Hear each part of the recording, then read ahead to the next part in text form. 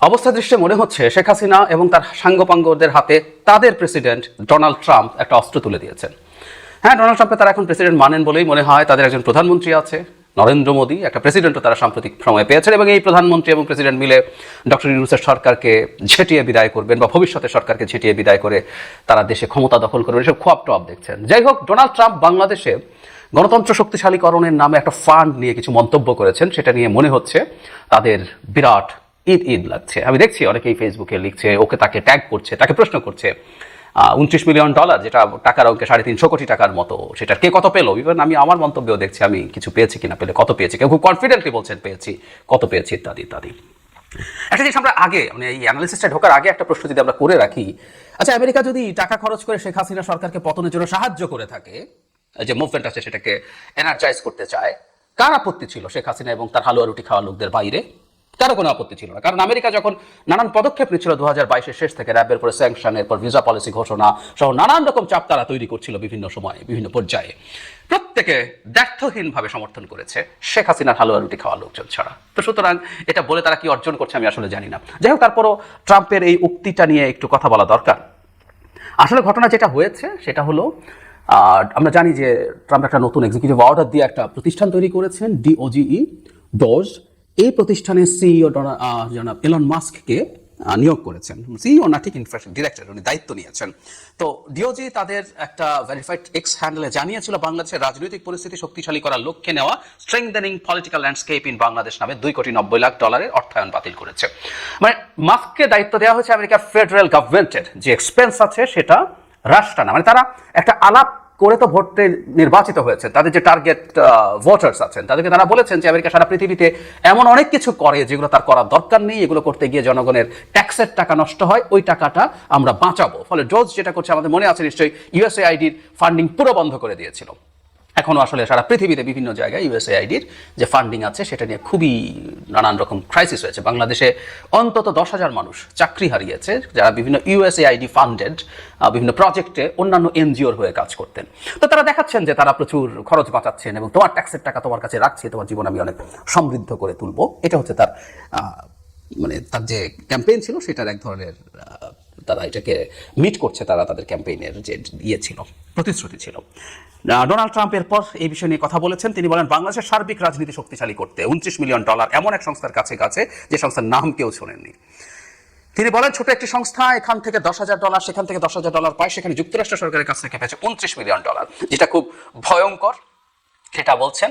সেই সংস্থায় মাত্র 2 জন কাজ করেন উল্লেখ করে ট্রাম্প বলেন, আমি মনে করি তারা 2 কর্মী দারুণ খুশি, তারা খুব ধনী, শিগগির ভালো বিজনেস সময়কে তারা স্থান পাবে বড় প্রতারণার জন্য। তার মানে যে 2 জন গেছে তারা টাকাটা তারাই খেয়ে ফেলেছেন। ট্রাম্পের আসলে বক্তব্যটা এই ধরনের। এছাড়া তিনি ভারত সম্পর্কে বলেছেন $21 মিলিয়ন দেওয়া হচ্ছে আমার বন্ধু প্রধানমন্ত্রী নরেন্দ্র মোদীর ভারতকে ভোটার উপস্থিতি বৃদ্ধির জন্য। তিনি ফান করে বলছেন আমাদের কি হবে, আমরাও তো চাই ভোটার উপস্থিতি বাড়ুক, মানে আমরা তো টাকা পাচ্ছি না, ভারতকে কেন দেবো। স্টুপিডের মতো কথা, একটা ডেমাগগ যেভাবে কথা বলেন উনি তাই বলছেন। এছাড়া নেপাল টাকা পেয়েছে $29 মিলিয়ন 2টি প্রকল্পের জন্য, এরকম সার্বিয়া, মলদোভা সহ কয়েকটা দেশের কথা বলছেন। তার মানে আসলে তারা যেটা বলছেন, দেখাতে চাইছেন যে বাংলাদেশে ডেমোক্রেসি স্ট্রেংথেনিং এর জন্য যে টাকা দেওয়া হতো সেটা তারা দিচ্ছেন না, এবং আরো বেশি তাচ্ছিল্য, 2টি মানুষ কাজ করে এরকম প্রতিষ্ঠান, কেউ নাম জানে না। আচ্ছা, আমরা প্রথম ডেমোক্রেসির আলোচনায় পরে আসি। প্রথম যে কথাটা দরকার সেটা হচ্ছে আমরা কি এই যে 2 জন সদস্য এসব কতটুকু রিলাই করব। ট্রাম্প এবং মাস্ক পৃথিবীতে যে রাইটিস্ট রাজনীতির সিরিয়াস উত্থান ঘটছে তারই একটা বহিঃপ্রকাশ। সুতরাং তারা লিবারেল যে মিডিয়া আছে এতদিন পর্যন্ত আমেরিকার মতো জায়গাতেও যে ওয়েল অ্যাকসেপ্টেড মিডিয়া, যেগুলো গ্লোবালি অ্যাকসেপ্টেড, আমি ওয়েল অ্যাকসেপ্টেড বলতে এটা বোঝাচ্ছি না তারা নিখুঁত, পৃথিবীতে নিখুঁত বলে কোনো মিডিয়া নাই, কিন্তু এই ওয়েল অ্যাকসেপ্টেড মিডিয়াগুলোকেও তারা ডিনাউন্স করে এবং তারা বলতে চায় যে এগুলো আদতে জেনুইন তথ্য পাবলিশ করে না। বিখ্যাত গত টার্মে ডোনাল্ড ট্রাম্প সবার সামনে একটা সাংবাদিক সম্মেলনে CNN-কে ফেক নিউজ বলে সবার সামনে অপদস্থ করতে চেয়েছেন। নট অনলি দ্যাট, আমি কয়েকদিন আগে এলন মাস্কের একটা টুইট দেখলাম, সেখানে তিনি রয়টার্সের বিরুদ্ধে তারা প্রচুর কঠোর হচ্ছেন এবং রয়টার্সকেও তারা ডিসইনফরমেশন এবং মিথ্যা তথ্যের জন্য অ্যাকিউজ করছেন। এলন মাস্ক এটাকে সেকেন্ড বলছেন, next to AP, Associated press.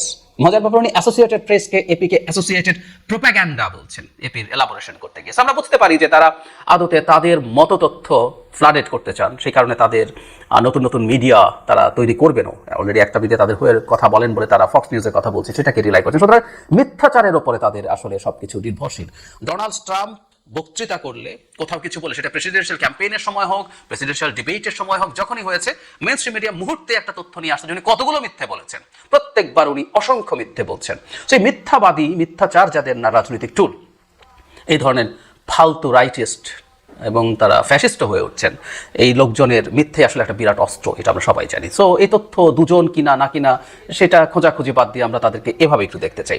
কিন্তু যে জায়গাটা আসছে ডেমোক্রেসি স্ট্রেংথেনিং এর ব্যাপারে, হ্যাঁ আমেরিকায় খরচ করেছে, ইউএসএআইডি বা অন্যান্য ফান্ড থেকে যেখান থেকে এখানে টাকা এসে সেটা দেখানোও সম্ভব।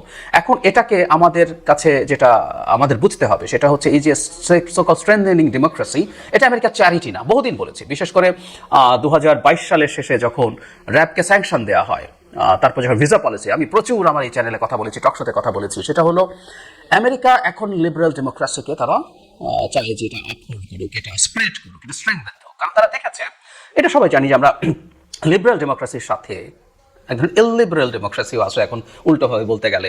আর ট্রাম্প সেই সোকল্ড, তারা তো আর পুরোপুরি স্বৈরাচারী বলে ফেলতে পারছে না, একটু ইললিবারেল, তারা এটুকু মেনে নেবেন নিশ্চয়ই। এই ইললিবারেল ডেমোক্রেসি টার্মটা ভিক্টর অরবান, হাঙ্গেরির, তিনি আসলে বলতেন প্রচুর। সো লিবারেল ডেমোক্রেসির সাথে বিল্ট ইন হচ্ছে হিউম্যান রাইটস, বিল্ট ইন হচ্ছে ফ্রিডম অফ এক্সপ্রেশনস। সো এগুলো যখন থাকে তখন যেটা দাঁড়ায়, ওই সব দেশ এই জিনিসগুলোর বাইরে দাঁড়াতে চায়, বাইরে যেতে চায়, তারা তখন এই জিনিসটাকে ঠিকঠাক মতো করতে পারে না। আমরা সরাসরি যদি বলি চায়না যে ধরনের ব্যবস্থা দেখতে চায়, এগুলো তার উল্টো। ফলে এগুলো তৈরি করে, এগুলো স্প্রেড করিয়ে, এগুলোকে স্ট্রেংথেন করিয়ে মূলত চায়নাকে কমব্যাট করার চেষ্টা আমেরিকা করেছে। বিশেষ করে বাইডেন প্রশাসনের সময় এটা বেড়েছে, কারণ হলো এর আগের 4 বছরে ট্রাম্পও এখনকার মতো এত অ্যাগ্রেসিভ না হলে মোটামুটি উনি এই জায়গাগুলোর ক্রিটিক করতেন।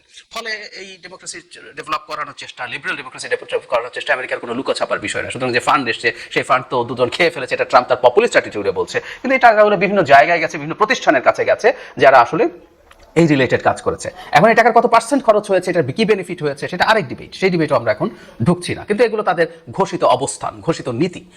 আমি আগে বহুবার বলেছি যে ইভেন 70s 80s আমেরিকা তার স্বার্থের জন্য ডিক্টেটরদেরকে আসলে প্রমোট করতো, কারণ তারা দেখেছে লিবারেল ডেমোক্রেসি যদি থাকে তাহলে সেই লিবারেল ডেমোক্রেসিটা কমিউনিস্ট আন্দোলনকে, কারণ তখনকার স্বপ্নিক ইয়াং এনার্জেটিক ব্রিলিয়ান্ট তরুণরা রীতিমতো মেসমারাইজ হয়েছিল কমিউনিজম দিয়ে, তখন কমিউনিজম মাথা চাড়া দিচ্ছে, সে তারা ঠেকানোর জন্য তারা ডিক্টেটর আনতো। আইয়ুব খানকে এনেছে এই অঞ্চলকে, তুমি সাইজ করে রাখো, তুমি ক্ষমতায় থাকো এবং তুমি কমিউনিস্টদের বিরুদ্ধে ক্র্যাকডাউন চালাও। এভাবেই একটার পর একটা ডিক্টেটর এই অঞ্চলে বিভিন্ন জায়গায় তারা তৈরি করেছে। মজার ব্যাপার 90s তাদের এই প্রয়োজন ফুরিয়ে গেছে, কারণ সোভিয়েত ইউনিয়নের পতন হয়েছে এবং আমরা তখন দেখবো পৃথিবীর বিভিন্ন দেশে ডিক্টেটরদের পতন হয়েছে এবং ওই সময় ডেমোক্রেসির একটা বিরাট জোয়ার দেখা গিয়েছিল। এই যে আর্লি 90s থেকে প্রায় 10 বছরের মতো এই যে হান্টিংটনসের যে ওয়েভ অফ ডেমোক্রেসি বলে, ওটার যে হাই টাইডটা ছিল ওর সময় কিন্তু একটা সিগনিফিক্যান্ট, এটা কারণ সেটা সেই আমেরিকায় তার স্বার্থ যখন এরকম ছিল, তখন এখন যখন এরকম আছে তখন এটাই করবে, আমেরিকা তার স্বার্থে করবে। বহুবার বলেছি আমাদের সুবিধা হচ্ছে তার স্বার্থ আর আমার স্বার্থ যেখানে একসাথে কাজ করে, তাই আমেরিকার যে কোনো চেষ্টা আমাদের ডেমোক্রেসিকে স্ট্রেংথেন করার জন্য সেটা আমরা সমর্থন করেছি। শেখ হাসিনা এইভাবে ক্ষমতায় থাকুক আমেরিকা চায় নাই, আমরাও চাই নাই। সো এটা মিলে গেছে।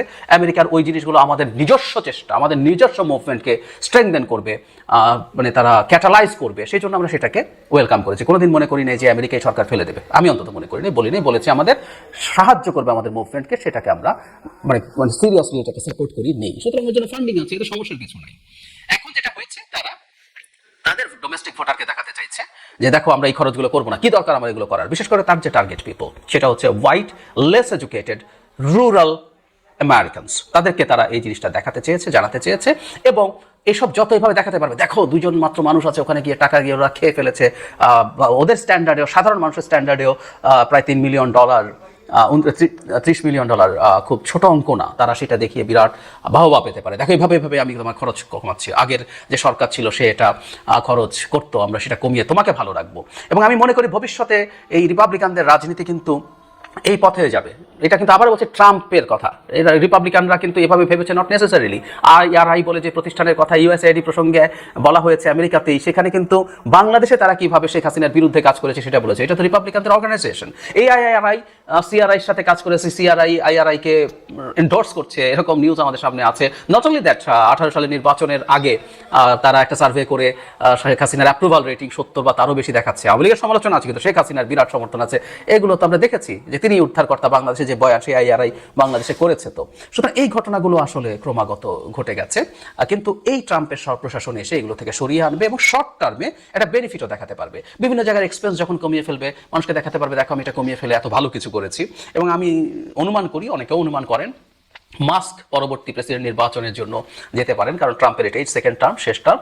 মাস্ক আসবেন এবং মাস্কও একই পথের মানুষ, এবং উনি এইভাবেই আসলে তার ভবিষ্যতে তার যে ভোটার তার মধ্যে জায়গা তৈরি করছেন।